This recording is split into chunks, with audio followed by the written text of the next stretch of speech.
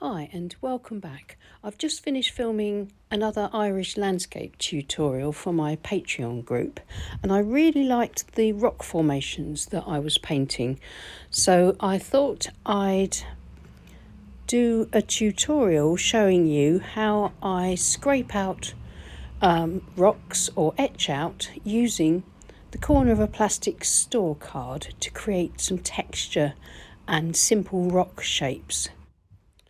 This is going to be a sort of simple misty seascape with a grey sky and the beach stretching, the sea stretching off into the distance. I'm going to start off just by simply penciling in my basic outlines for the horizon, which is just over a third of the way up the page. And then I'm going to just very lightly pencil in two sort of rocky headlands, slightly higher than the horizon, and it will just kind of end on the beach, and we're just going to have a sort of wet sand around the rocky outcrops. A slightly higher one on this side and slightly smaller, extending less far into the picture so that there isn't any symmetry.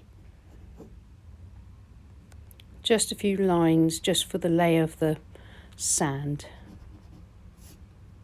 Just going to use an eraser and make any adjustments that I need. Nice sort of straight edge so I can see where I want my sort of beach to start and my sea to end. I'm going to erase out the horizon from my headlands, and then I can more clearly see where I'm going when I start to paint. I can see what's going on and where I need to put the paint. I'm using Milford paper. It's £140 weight, cold pressed, quarter imperial size, and it's taped to my board. My board is at an angle of about 45 to 60 degrees. I haven't pre-stretched my paper. It will buckle and expand a little, but because it's held in place by the tape, as it dries, it will dry flat. Now I'm using my large Chinese Haki brush to thoroughly wet the sky. I want the sky to be very, very wet and just a bit of water across the beach area and where the headlands are going to be, so that I can get some nice smooth passages of paint to start with before I start building the rocks up. The bamboo Haki brush that I use for this is unbranded. It's just a cheap generic brush that I found on eBay that I like the look of and that I've become very attached to. I find that it works really well for me. I can make very simple brush strokes with it without getting too fussy. When I first started painting, I found it really difficult to use a plastic store card to scratch or scrape out rock shapes and stones and things. But I soon discovered that the trick to it is to use very thick paint. So I'm going to start building up my headlands using tube consistency. I've just freshly squeezed it out into my palette. The paint is, as I say, very thick on a fairly dry or damp brush so that I can apply it and it'll stay very thick.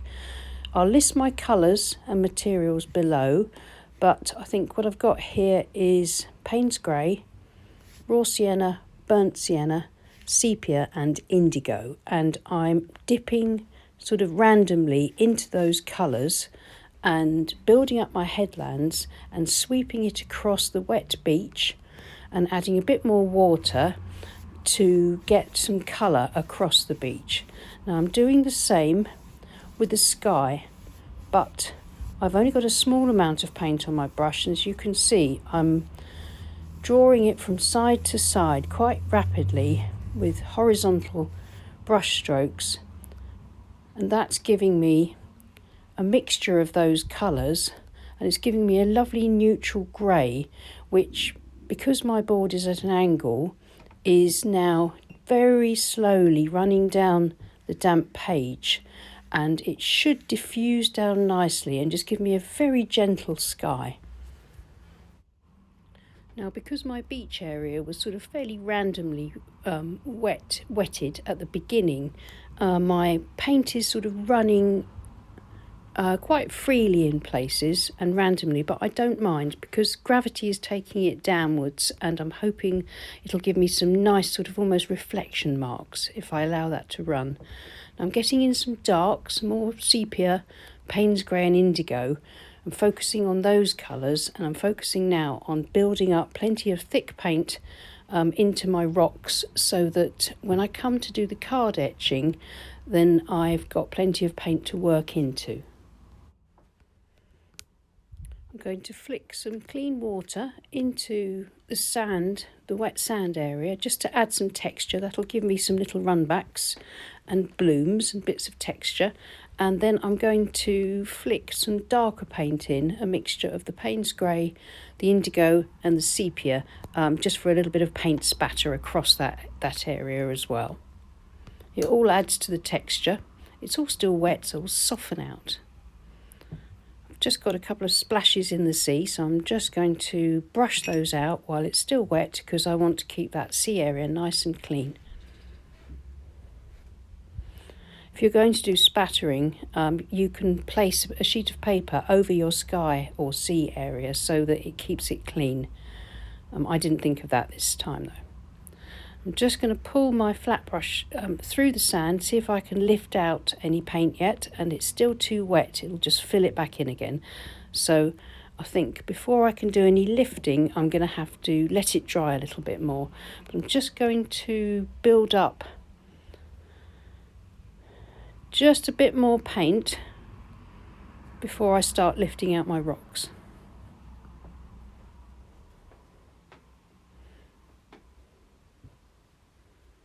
Trying to leave some gaps and different colour mixtures on the page, darks and lights, and some unpainted paper too. Just going to spatter on a little bit more paint. And then I'm going to leave it to dry for about 2 or 3 minutes, no longer. Right, it's the right kind of dampness now, I think, to start lifting out. The paint still looks very juicy, but it's not sopping wet. So I've got just an ordinary store card. It's an art store card, this one, and I'm using the corner and pressing it against the paint, and I'm pulling it through the paint to create these sort of rock shapes. I'm keeping the shapes as random as I can, and as I do that I'm pulling through the paint and it's moving the thick paint, and the paint is then sort of pooling up around the edges of the space that I've created by etching through.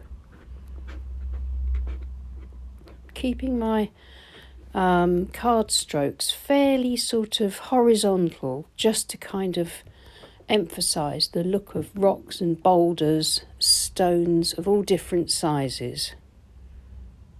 And going in with the brush and just putting back a little bit of shadow underneath some of the areas.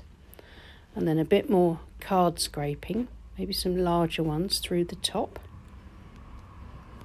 This takes a little bit of practice. It's worth having a go with some scrap paper and just playing around and seeing what sort of effects you can create. Try for different size rocks and stones and sort of shadow marks and texture. It's a lot of fun, and it can create some very effective marks that really do end up looking like rocks or cliffs or stones and pebbles. Now I went back in and did a bit more of sort of picking out the shadows underneath those scraped marks with my brush, and I'm going back in and doing a little bit more scraping, maybe just some slightly more uneven, thinner marks, or some larger marks, but still trying to keep the marks oriented as if they were sort of slabs of stone and rock. Now I've moved over to this smaller headland. I'm going to do exactly the same, pulling it through the corner of the card. It's the rounded corner of the card that I'm using, and almost some of the edges, just to sort of bring in some shapes. And I'm just going to etch a little bit through the wet sand in places as well, so it looks like there is some texture, maybe some small stones and pebbles, and maybe just adding to the lay of the land and the reflections, etc. Going back with the darks again, just getting those nice shadows in.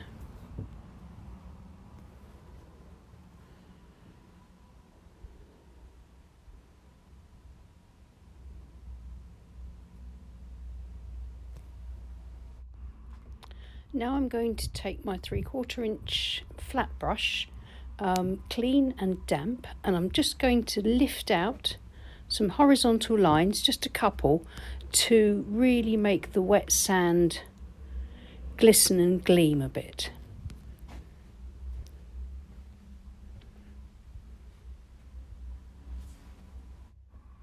Now it is very tempting to overdo this because the white marks look so nice, but if you put too many in, it can become quite busy and cluttered, and I've already got very busy areas of the painting where I've scraped out the rocks, so I want to keep the wet sand just very quiet and reflective. Just think I need a bit more rock scraping across the top before it dries. Now there isn't enough paint there, that's dried off too much already, and it doesn't quite look in keeping with the rest of the rocky outcrops. So I'm going to introduce some more very thick tube consistency paint using my flat brush, so it just goes on fairly blocky to start with.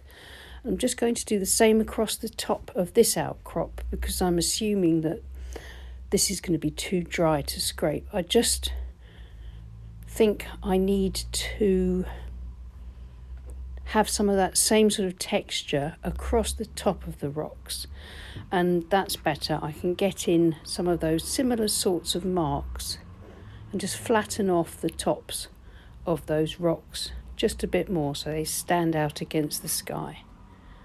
Just going to bring that one right off the tape there, so that when the tape's peeled off, it looks like the rocks are going off into the distance.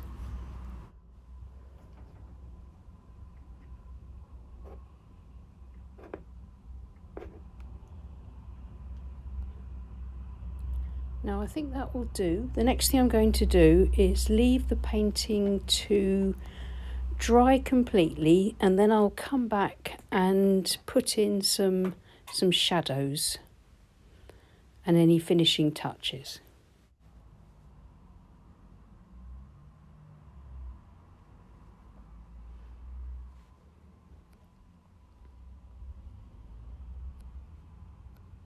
It's completely dry now, and I think it looks quite effective, but I can see that I do need some shadows just here and there at the base of some of the rocks. So I'm mixing up a nice thick mixture of Payne's grey, and I'm just going to go around the shapes of the rocks that I've scraped out with the card and just fill in some nice dark shadowy areas around the base. Trying not to overdo this because I still want to keep some of the textures and the shapes that I created, but I need to get those areas into slightly deeper shadow.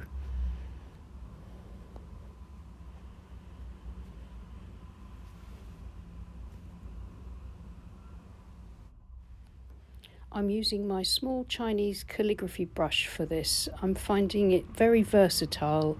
It's got a nice point, so I can get some very small marks, but it also will loosely cover quite large areas quite quickly as well, because it holds a lot of paint for a small brush.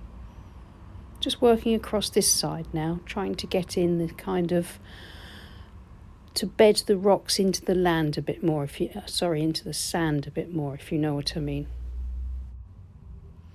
This is that stage of the painting when you're painting with wet paint onto a dry painting, where you can just take your time and just keep stepping back and looking and seeing where you think you might just need a little bit more shadow or a little bit more texture, or just to maybe define a certain part a little bit more.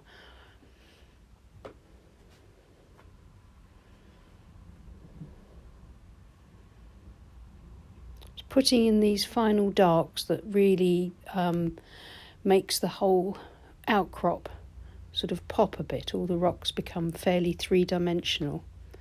I'm just going to use my flat brush just to sweep the edges across and sort of soften out a little bit across the beach in sort of horizontal brush strokes, just drawing some of the paint from under the rocks a tiny bit across the beach, not much.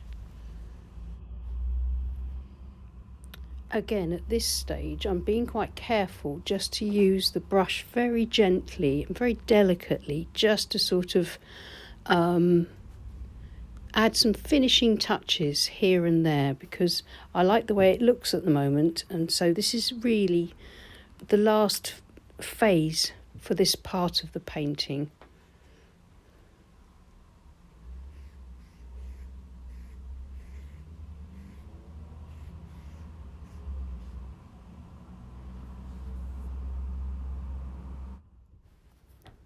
I just want a tiny pale bit of tone for the sea, so I'm going to dip my brush into my paint water.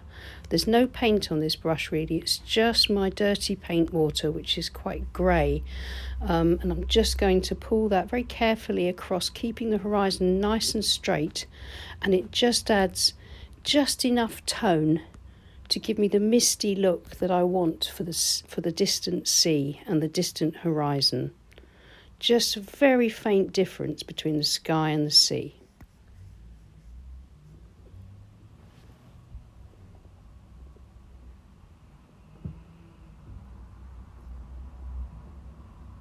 And I've just noticed top right in the sky, I've dragged my sleeve across with a bit of paint on it. So luckily I've spotted that, and I've just dabbed that off with a tissue.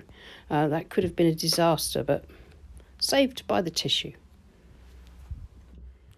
Now the final touch is going to be using just that dark Payne's grey, indigo and sepia mixture, just to paint in a few silhouettes of gulls. I'm going to have one sort of reasonably large gull just over this rocky outcrop here, and then a few smaller ones. Not too much detail, just the silhouetted against the grey sky.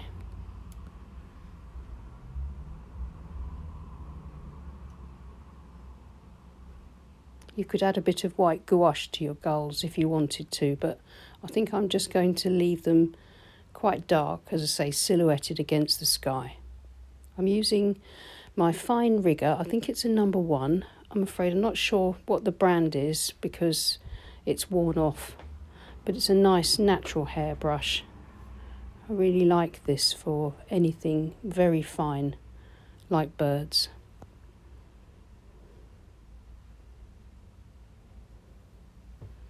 I think those 3 will do on that side.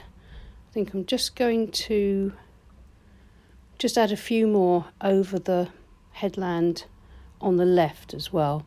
Slightly smaller birds, so it looks as if they're going further back into the distance. It just kind of adds a bit of life to the painting because the rocks are very static.